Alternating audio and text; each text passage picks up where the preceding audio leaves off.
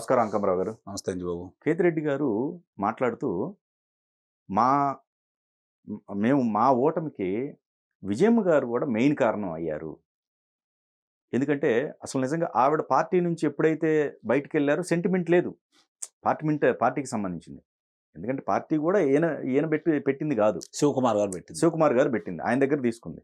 ఎప్పుడైతే విజయమ్మ గారు పార్టీ అధ్యక్షురాలుగా బయటికి రాజీనామా చేసి బయటికెళ్లారో ఆ రోజే పతనం అయిందన్నారు. మీకేమనిపిస్తుంది? ఇక్కడ అవమానకర రీతిలో వెళ్ళింది. ఇష్టపూర్తిగా ఆయన రాజీనామా చేయలేదు కదా. ఆమె చాలా అవమానకరమైన రీతిలో పంపించారు, సాగనంపారు. ఇది ప్రజల మనసులో బలంగా నాటుకుంది, చాలా బలంగా నాటుకుంది. దానికి సంబంధించినటువంటి ఆ పార్టీకి సంబంధించిన శ్రేణుల్లో చాలామంది మనస్తాపం చెందడానికి కారణమైంది. ఎందుకంటే రాజశేఖర రెడ్డి గారు అబ్బాయి కాబట్టి ఈయనేంటి, ఈయన ఉద్యమకారుడా, లేకపోతే స్వచ్ఛంద సంస్థలు ఏమన్నా నిర్వహించాడా, లేకపోతే ఏదన్నా విద్యాలయాలు నెలకొల్పాడా, లేదా విప్లవాత్మకమైన మార్పులు తీసుకొచ్చాడా, లేకపోతే శాస్త్రవేత్త? ఎందుకున్నారు ఈయన ఎమ్మటి జనం? ఎందుకు ఆమోదించారు? ఎవరిని చూసి ఆమోదించారు? రాజశేఖర రెడ్డి గారిని. రాజశేఖర రెడ్డి గారి సతీమణి, ఆమె చెల్లెలు. ఇప్పుడు చెల్లెలు కూడా ఒక భాగం అండి, అందుట్లో ఎలాంటి సందేహం కూడా ఏం లేదు. ఇప్పుడు అక్క చెల్లెమ్మలు అని చెప్పి మాట్లాడుతున్నాడు కదా, నీ ఇంట్లో ఆ చెల్లెళ్ళకే న్యాయం చేయలేన్నాడు, మాకేం న్యాయం చేస్తామని చెప్పి వాళ్ళని ఒక నిర్ణయానికి వచ్చారు. ఇక విజయమ్మ గారి విషయం కనుక మనం తీసుకుంటా ఉంటే, ఆ రోజు ఓడిపోతామన్న సంగతి తెలిసి కూడా కడపలో గెలుస్తారు కదా, అవినాష్ రెడ్డికి ఎందుకు ఇవ్వాలి? నిజంగా ఆమెని లోక్సభ పంపించాలని ఆలోచన ఉంటే కడపలో పోటీ చేపించచ్చు కదా, విశాఖపట్నానికి ఎందుకు ఎన్నుకున్నాడు? ఓకే, అంటే మొట్టమొదటి నుంచి కూడా రాజకీయంగా ఇతను తప్ప ఏ పదవులు ఎవరికి వాళ్ళ కుటుంబంలో రాకూడదనే ఒక గట్టి నిర్ణయంతో ఉండబట్టే బాబాయ్ గారిని కావచ్చు, చెల్లెల గారిని కావచ్చు, తల్లిని కావచ్చు, ఎవరికి కూడా ఏమన్నా రాజశేఖర రెడ్డి గారికి రక్త సంబంధీకులు ఎవరైనా సరే ఒక్కళ్ళ పదవిలో ఉండారో చెప్పండి మీరు, ఒక్కళ్ళని చూపించండి. ఒక వ్యూహాత్మకంగా రాజశేఖర రెడ్డి గారి మనుషులు అనేవాళ్ళు వైఎస్ఆర్సీపీ పార్టీలో ఉండకూడదు అని చివరికి వాళ్ళ ప్రసార మాధ్యమాల్లో చిత్రాన్ని కూడా తీసేశారు కదా, రంగులే మార్చేశారు కదా. ఇంకా వాళ్ళ గురించి ఎందుకు ఆలోచిస్తారు? ఈ ప్రజల మనసులోకి వెళ్ళవా? మనం అనుకుంటున్నాం చాలా ఏదో వాళ్ళకి ఏమీ తెలియదని చెప్పని. మీకు గుర్తుందా, మీరు కూడా అడిగారు 161 స్థానాలు పై మాట వస్తాయి అంటే మీరు కూడా ఇది నిజమేనా అని చెప్పని ఆ రోజు అడిగారు. మనం జిల్లాల వారీగా కూడా మన దాంట్లో ఆ రోజు మాట్లాడినప్పుడు కూడా నేను చెప్పడం కూడా జరిగింది. నేను క్షేత్రస్థాయిలో ముఖ్యంగా ఎవరైతే వాళ్ళకి బలంగా ఉన్నటువంటి వర్గాలు ఉన్నాయో, మతాలని చెప్పి భావిస్తున్నారో వాళ్ళతోటి నేను మమేకమైనప్పుడు వాళ్ళ మనోభావాలు, ముఖ్యంగా దీనికి అంతటికీ కారణం యువత మహిళలండి. ఓకే, యువత మహిళలు, ఆ వర్గాల్లో చదువుకున్న పిల్లలు వాళ్ళు తల్లిదండ్రులకి చెప్పి ఒప్పించి జరుగుతున్న అన్యాయాన్ని, రేపు భవిష్యత్ తరాలకు జరగబోయే అన్యాయాన్ని వాళ్ళు చెప్పి వాళ్ళు మార్చుకున్నారండి. ఓకే, ఇది క్షేత్రస్థాయిలో నా పర్యటనలో నాకు తెలిసిన తర్వాతే నేను అంత గట్టిగా వాదించడం కూడా జరిగింది.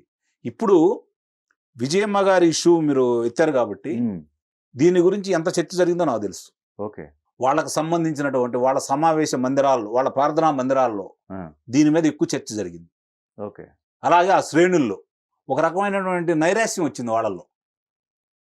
వాళ్ళు ఏం ఊహించారు? భయపెట్టాలి, పంచాయతీ ఎన్నికల్లోనూ స్థానిక సంస్థల ఎన్నికల్లో జరిగిన విధంగా మనం ఎన్నికలు చేసుకోవచ్చు, ఒక భయాన్ని వాతావరణం సృష్టించాలనుకున్నారు. కానీ శ్రేణులు సహకరించలేదు కదా. వాళ్ళకి అర్థమైపోయింది పరిస్థితి. మనం కనుక సహకరించి మళ్ళీ అధికారంలోకి వస్తే ఈ రాష్ట్ర పరిస్థితి ఏంటి, మన పరిస్థితి క్షుణ్ణంగా అర్థమైపోయింది. ఇప్పుడు ఆమె చాలా స్పష్టంగా ఇక్కడికి వచ్చి కూతురుతోటి ఇక్కడికి వచ్చినప్పుడు ఆమె ఏం మాట్లాడింది? మాకేం పని ఆంధ్రాతోటి అని చెప్పని మాట్లాడింది కదా. అంటే వైఎస్ రాజశేఖర రెడ్డి కుటుంబంతో వైఎస్ఆర్సీపీ పార్టీకి బంధనాలు తెంచుకున్నారు అని చెప్పని ప్రజలు కూడా భావించారు. ఇక రెండోది షర్మిల, ఆమె మొదలుపెట్టి కుటుంబ గుట్టుమట్లన్నీ బజార్కి ఇచ్చేసింది కదా. ఒక రకంగా నాకు తెలిసినంతవరకు ఇద్దరు చెల్లెళ్ళు కూడా చాకిరేవులో బట్టలు ఉతికినట్టు ఉతికేశారు. వాళ్ళ లేకపోతే కడపలో 10 నియోజకవర్గాల్లో 3 గెలవడం ఏంటి వాళ్ళు? మన 10 గెలిచింది కదా, 2014లో 9 గెలిచింది కదా. అంటే ప్రజలు ఇంకా ఇంకొంచెం కనుక జాగ్రత్త పడి ఉంటే భారతీయ జనతా పార్టీ వాళ్ళకి ఇచ్చిన 3 లోక్సభ నియోజకవర్గాలు కడప కూడా గెలిచే పరిస్థితి. చూడండి మీరు, ఆ మిగిలిన 4 నియోజకవర్గాల్లో కూడా వాళ్ళు గెలిచిన 4 నియోజకవర్గాల్లో కూడా శాసనసభ్యులకు వచ్చిన ఆధిక్యత చూసుకుంటా ఉంటే 4 ఓడిపోవాలి వాళ్ళు. రైట్. విజయమ్మ ప్రభావం చాలా బలంగా ఉంది. కేతిరెడ్డి గారు చెప్పింది వాస్తవమే, అందుట్లో సందేహమేమీ లేదు. కాకపోతే కొన్ని ఇంకా వాళ్ళు అర్థం చేసుకోవాలి. కేతిరెడ్డి గారు ఒక మాట కూడా అన్నాడు, నేను పొద్దున్నే వెళ్ళి అందరిని కలుస్తున్నాను, కలిస్తేనే చాలు అనుకున్నాను, ఇదే గొప్ప అనుకున్నాను, అడగకుండా ఇవ్వటం కూడా అదే, తప్పే అన్నట్టుగా అంటే చెబుతున్నా, ఇదే గొప్ప అనుకున్నాను. వాళ్ళ అవసరాలు గుర్తించకుండా వాళ్ళకి అడగకుండా అపాత్ర దానం చేయడం కూడా తప్పని నాకు ఇప్పుడు అర్థమైపోతా ఉంది అన్నారు.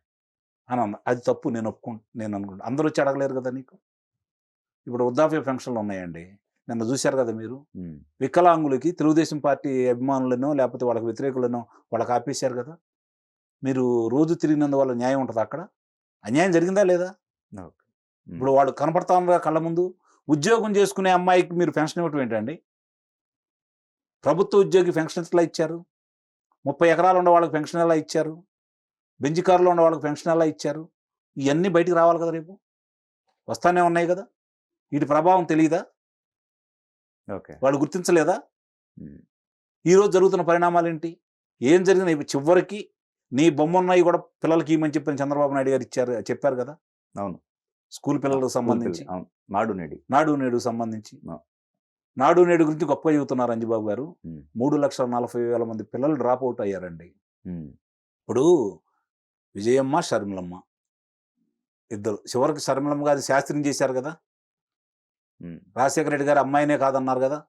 అంటే ఇవన్నీ ప్రజలు గుర్తించలేదా? అంటే ఆ విజయమ్మ గారిని అవమానం చేసినట్టే కదా ఇక్కడ. ఆమెను శంకించినట్టే కదా. ఈ రాజశేఖర రెడ్డి గారి అభిమానులు గుర్తించలేదా ఇది? ఈ రోజు నేను చెబుతున్నానండి, గుర్తుపెట్టుకోండి. సంవత్సరం తిరిగే తలికి నిజంగా వీళ్ళు పరిపాలన మీద దృష్టి పెట్టి శాఖాపరమైన చర్యలు తీసుకొని మిగిలిన విషయాలు పట్టించుకోకుండా అతని గురించి మాట్లాడకుండా ఉంటే ఆంధ్ర రాష్ట్రంలో వైఎస్ఆర్సీపీ పార్టీ అనేది ఉండదు. చాలామంది అనుకుంటున్నారు 40% ఇంకా ఓట్లు ఉన్నాయి, బలంగా ఉన్నాడు అని. ఎందుకున్నాయి? ఎట్లా ఉన్నాడు? పథకాలు లబ్ధి పొందినవాడు, కొంచెం సానుభూతితోటి ఓట్లు వేశారు. వాళ్ళకంటే ఎక్కువ ఇస్తున్నారు వీళ్ళు, ఇవ్వనాళ్ళకు కూడా ఇస్తున్నారు. రైట్. అవును, ఇంకా అప్పుడు ఆటోమేటిక్గా చేంజ్ అయిపోయింది కదా. ఆ సర్కిల్ బ్రేక్ కొట్టడం. నిన్ను కాదని నీకు ఓటేయటానికి నీ తల్లికి ఇష్టం లేదు, అప్పుడు లేరు, అమెరికా వెళ్ళిపోయారు. అలాగే షర్మిలను గెలిపిమ్మని బహిరంగంగా ఉత్తరం రాసింది. ఆ ప్రభావం కేతిరెడ్డి గారు చెప్పినట్టు చాలా వరకు ఉంది, అందుట్లో సందేహం ఏం లేదు.